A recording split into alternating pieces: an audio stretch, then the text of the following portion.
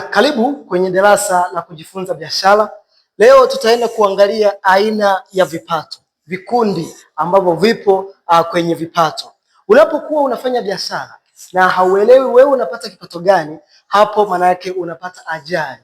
Kwa hiyo ni bora ukapata uelewa ambao ni kamili kuhusiana na biashara unayoifanya na aina ya kipato ambayo huwa unaipata. Lakini leo nitaenda kukufundisha aina zote 7 za vipato ambazo kila sehemu duniani vinapatikana. Aina ya kwanza inaitwa kujiajiri. Maana yake mtu ameamua kufungua ofisi yake mwenyewe. Aina ya pili ni kuajiriwa. Aina ya tatu ni kumiliki mfumo wa biashara. Aina ya 4 ni uwekezaji. Na aina ya 5 ni kipaji.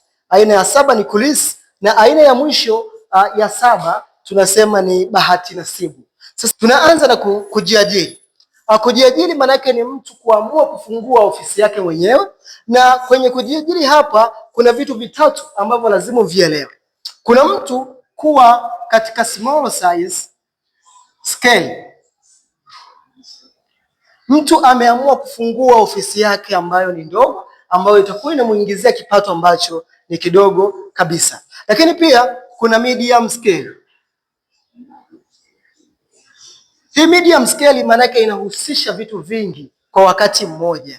Ni mtu ambaye ameamua kujiajiri mwenyewe, lakini ametengeneza amejiajiri katika mfumo ambao ni tofauti na wale wa kawaida. Kwa yeye amepata skili zaidi na ameamua kufungua au ofisi yake ameshaigawanya zaidi ya mikoa miwili au na kuendelea. Lakini pia kuna larger scale. Larger scale hii maana yake ni mtu ameamua kujiajiri katika kiwango ambacho ni kikubwa zaidi. Maana yake ofisi zake zipo takriban kila kona ya nchi au kila wilaya ambapo huo mkoa anapatikana.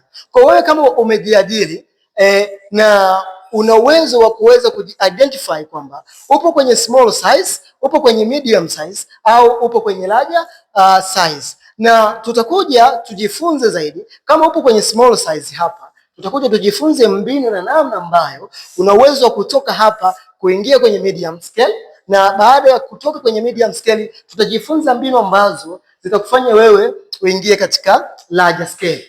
Sasa kuna aina ya pili ya chanzo cha kipato ni kuajiriwa. Na kuajiriwa hapa kupo kwa aina mbili. Maana yake kuna kuajiriwa katika tunasema formal sector, na pia kuna kuajiriwa katika informal sector. Kwa kuna watu ambao wameajiriwa na serikali moja kwa moja, maana yake wanapata kipato chao kupitia ajira wanazofanya kazi. Maana yake hawa wanapata kipato chao kupitia ubadilishaji wa vitu vitatu. Kitu cha kwanza ni muda, wanabadilisha muda wao kuwa pesa. Vile vile wanashughulisha skill, uelewa. Kupitia uelewa wao pia wanapata pesa, na cha mwisho wanatumia nguvu. Maanake mtu ambaye ameajiriwa either formal au informal, maanake wanabadilisha vitu vitatu. Nimesema cha kwanza ni skill, uelewa, cha pili ni muda, na cha mwisho ni energy, nguvu. Na pesa inayopatikana kupitia kubadilisha hivyo vitu vitatu inajulikana kama pesa mbichi, yani raw money. Kwa hiyo ni lazima pia tuje tujifunze vizuri hapa, kwa wewe ambaye umeajiriwa ufanye nini zaidi ili uweze kupata pesa nyingi zaidi. Lakini kitu cha mwisho ni kumiliki mfumo wa biashara. Nikisema kumiliki mfumo wa biashara, kufanya biashara ni jambo la kwanza, lakini kuweza kuimiliki hiyo biashara ni jambo tofauti kabisa. Na tutakuja tujifunze vizuri sana. Unawezaje kumiliki biashara na unawezaje kufanya biashara? Nikisema kumiliki biashara maana yake ni mtu ambaye yeye hahusiki moja kwa moja katika kuifanya hiyo kazi, ila kuna watu ambao wapo au kuna system ambayo ameamua kuitengeneza ambayo inafanya kazi badala yake. Maana yake yeye hapotezi nguvu kuingiza pesa, hapotezi muda kuingiza pesa, na hapotezi ujuzi kuingiza pesa, ila anahakikisha kwamba ameamua kutengeneza mfumo ambao utakuwa unampatia pesa nyingi sana. Na watu wa namna hii ana uwezo wa kuingiza pesa bila kuhusika yeye moja kwa moja, na ana uwezo wa kuweza kutoweka duniani huku mfumo wake ukaendelea kumsustain na akaendelea kupata pesa. Chanzo kingine cha mapato ni uwekezaji. Na hapa naomba unielewe zaidi. Uwekezaji ni tofauti na kumiliki mfumo wa biashara. Huyu ni mtu ambaye ana mtandao wa biashara au ana mfumo, ana system yake ambayo anaitegemea kuingiza pesa zaidi.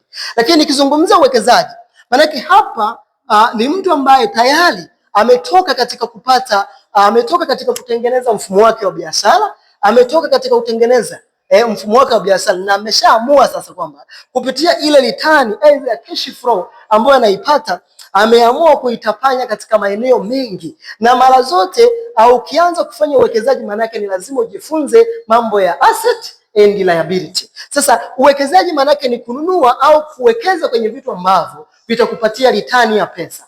Maana yake vitakupatia utapata pesa kupitia hivyo vitu. Na tukija kujifunza uwekezaji, nitakufundisha vizuri sana ili uweze kuelewa kwamba ni maeneo gani sahihi ambayo una uwezo wa kuwekeza. Na katika uwekezaji hapa nitakufundisha human core drive 5 ambazo zinamfanya mtu aweze kupata uamuzi wa kuweza kutoa pesa au uamuzi wowote. Kwa hiyo nikikufundisha hayo, naamini kabisa kwamba utakuwa unauelewa full, utakuwa na balance diet ya uwekezaji. Sasa hapa maana yake kuna mtu ambaye unaweza kumkuta kwamba amenunua nyumba, ameamua kuwekeza. Unaweza kukuta mtu amewekeza kwenye real estate, kwenye viwanja, amenunua viwanja vya kutosha. Lakini pia kuna kumkuta mtu amewekeza kwenye mitandao.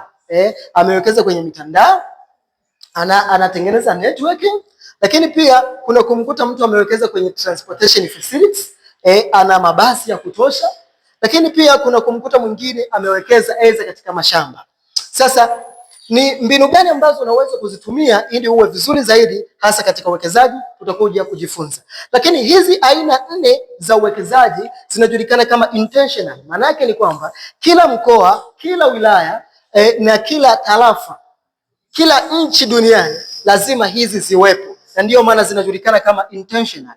Maana yake video yangu inayofuata usije ukaipuzia, maana tutakuja tujifunze sasa namna gani hizi intentional source of income vinaenda kumfanya mtu kuwa tajiri zaidi. Karibu sana kwenye video inayofuata.